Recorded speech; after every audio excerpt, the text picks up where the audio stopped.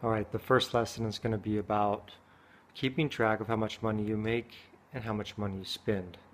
Now, before I lose you, I will admit that before, when people tried to tell me you have to write down everything you own, everything you make, everything you owe, it was really complicated and they have too much stuff. It's too complicated.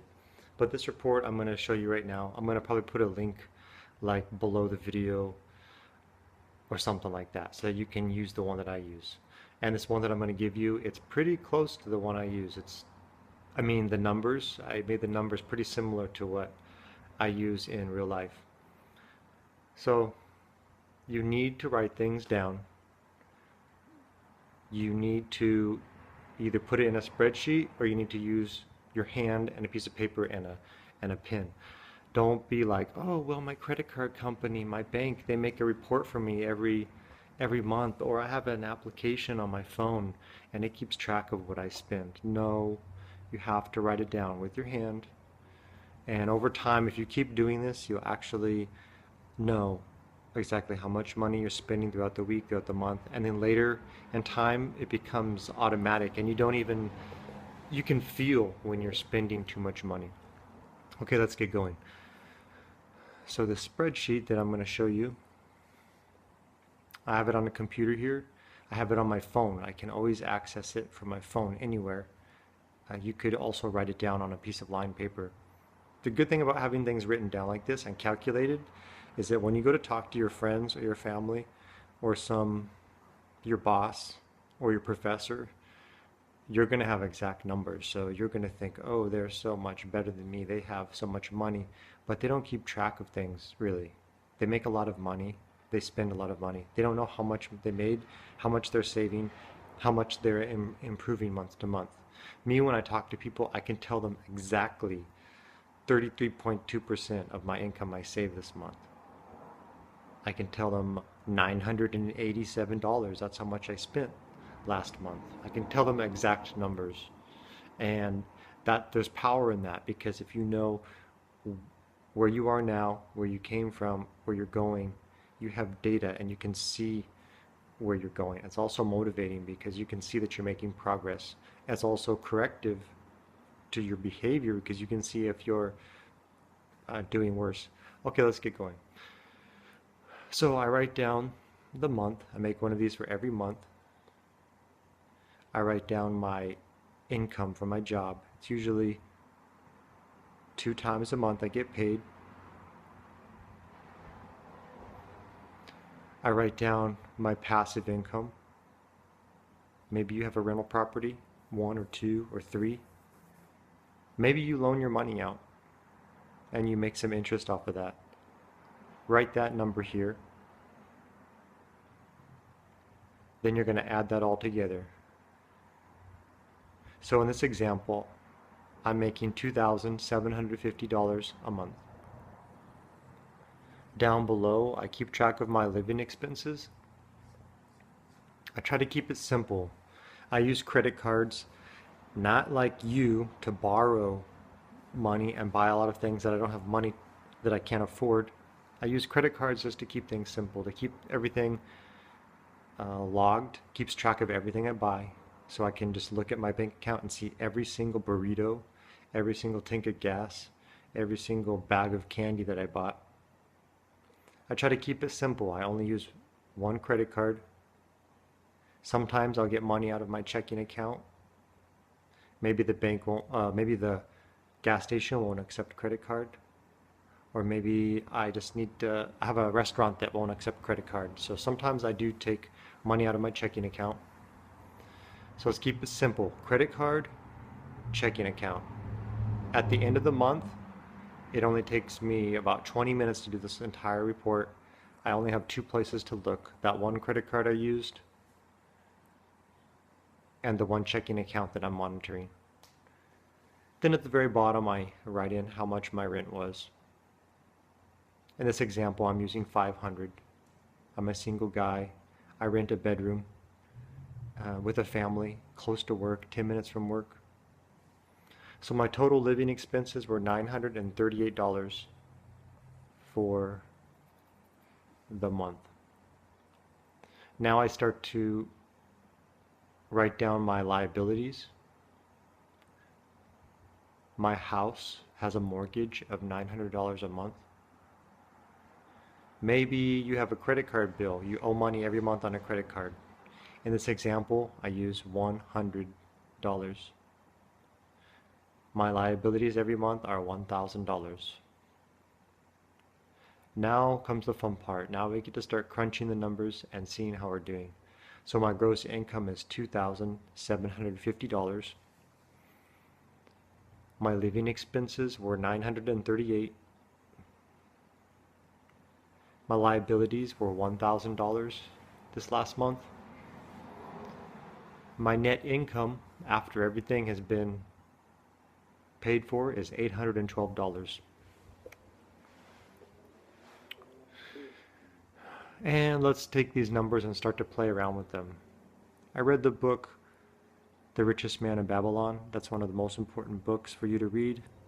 One of the most important books I ever read on money and the way you think about money. There's some rules in there to live by.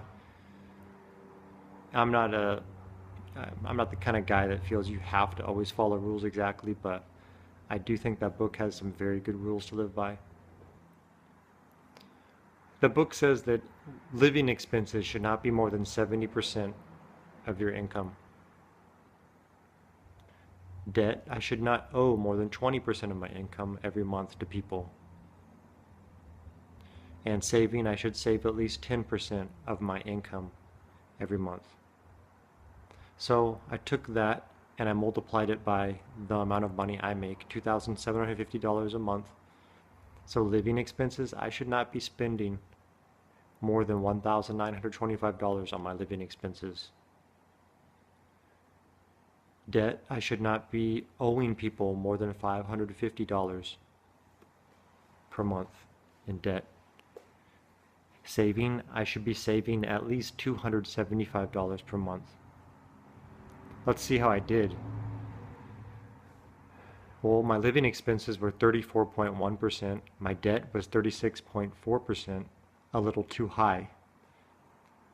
Saving, I saved 29.5% of my income.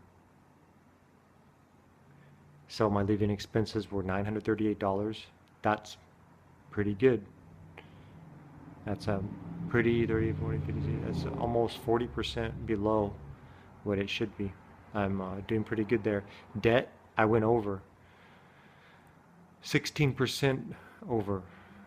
I owe $1,000 every month. I should have kept it below $550. I'm not really worried about that. I'm pretty responsible. I know I could pay off that debt right now, but I don't because I use that money to I'll explain it later. You know, sometimes I don't pay off debt so that I can build up cash to do other things with it. And then I saved $812. So another thing I like to do is I like to keep track every month of what percentage of my income did I save. This month I saved $812, which was 29.5% of my income. That's pretty good. In January, for example, I saved 35.6, February 33.4, March 17.9%. April and September were really good months. In September, I set a record for this year, 56.2% of my income I saved. Now let's add that all up. So every month I'm saving like 30, 30, 17, 50, 30, 30, 50, 20, 50, 39. It comes up to 384% of a month. So basically, if you think about it, I've been working for about 10 months this year so far. When I made this video, it's actually November already. So I can say November is 29.5. But I worked let me update that. Okay, if I add in 29.5% of my income that was saved in November, because this is November, 413%. So basically that's like, even though I worked 11 months, I saved 413% worth of income. It's basically like I worked an extra 4.1 months in the year. So I worked 11 months, but it's like I worked and saved for 15 months. So you see how I'm burning the candle at both ends, and I'm really saving a lot of money. Now let's not get too excited about saving money, because saving is overrated. You probably know some people that have saved a lot of money, but they're not retired. They've saved a lot of money, but they're not rich. And isn't that our goal? Our goal is to stop working. We don't want to be working. We want to be wealthy. We don't have to work. So just saving money is not the answer to everything. But what we're going to do is we're going to save this money, and we're going to buy real estate with it, or we're going to loan it out, or we're going to do something with it that makes more money. You got to change the way you think about saving money.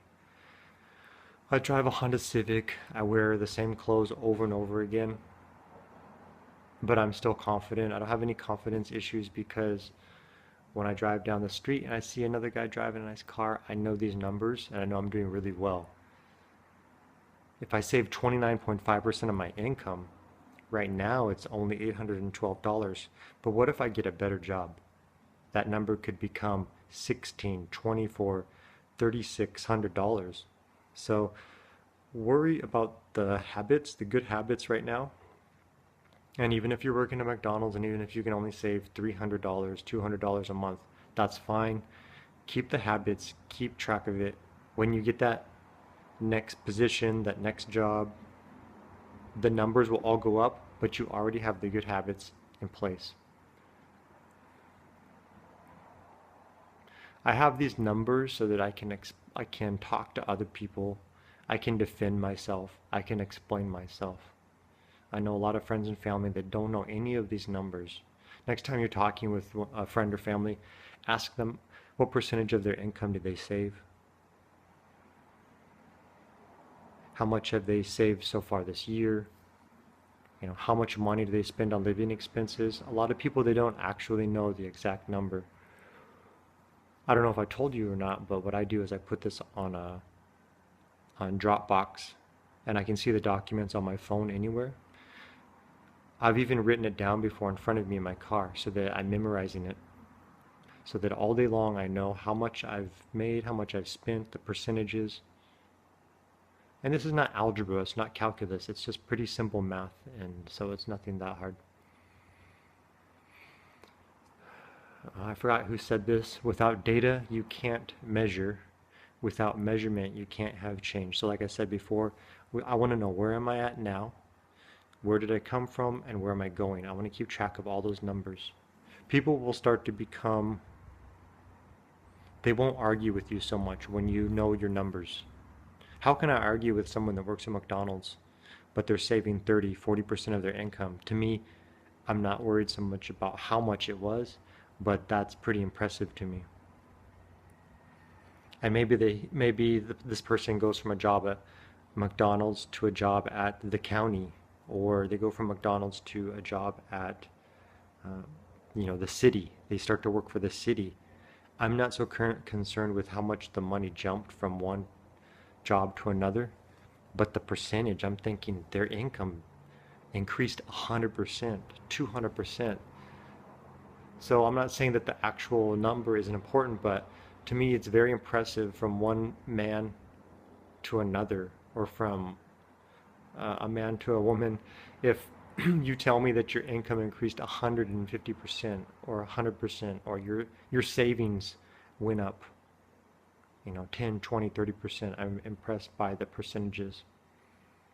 Keep in mind that we're not saving a bunch of money until our old age just to live off of the savings. We're not trying to save a big pile of money to live off of. Even if I saved $1 million and then I lived for 25 more years, I would only have $40,000 a year to live off of. So the plan is not to just save up a bunch of money. and live off of it and drain it down. That's not going to work. Even if you're living $40,000 a year, that's not going to be enough to be paying for my old age, my medical bills, my prescriptions, my wheelchair, my walker, my living expenses if I want to live in a nice place. And God forbid I need some care, some person to help take care of me. So think about that. Even if you had $1 million, that's not going to be enough money. You got to have the money that's making money. Investopedia says that people age 55 to 64 have an average savings of $104,000, not even $1 million. So you can see this is not going to work. They don't have enough money saved up, and they don't have enough of that money making more money. What about me? If I started saving $400 a month, starting right now, for the next 30 years, I'd have $144,000. I can already see that's not going to work. $144,000 when I'm, 30 years from now, when I'm 35, 40, 50, when I'm 70 years old, that's not going to be enough money to pay for all the care I need. And in closing, Jim Rohn, he said some things I wrote down. They're pretty important. The numbers will tell you everything. Numbers will tell you something about my philosophy, my attitude, my discipline. When I talk to you about these numbers, I give these percentages, these amounts, you can tell right away that this person is keeping very close track of their money. This is probably a person who pays very close attention to money, how much they're making, where it's going, where they're making it from. Tells you about my philosophy, my discipline. This takes a good amount of discipline. I'd say more discipline than most people have. Jim also said that results are the name of the game. Success is a numbers game. That's all it is. I see the score right here. When I go to the ATM, I put my ATM card in, I see my points. It's like points on the scoreboard at a football game or a baseball game. I love it. Even if the amount of money in my ATM goes up $5, I just love it. If I have extra cash in my wallet, I love to just put it in the ATM just to see that number go up. You start to get addicted to it. You start to get addicted to making sure money is growing and being saved, and you start to get addicted to these numbers and remembering them and being proud of them. Jim Rohn also said the numbers will tell you everything. Start to think differently about saving. You get different kinds of people. Some people are more disciplined. I'm pretty disciplined. Some people are not disciplined.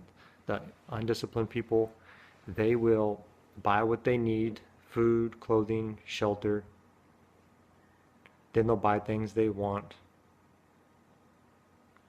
Then with the leftovers, they'll put that money in the bank. Maybe one month it's 300, maybe it's 200, maybe one month it's 400.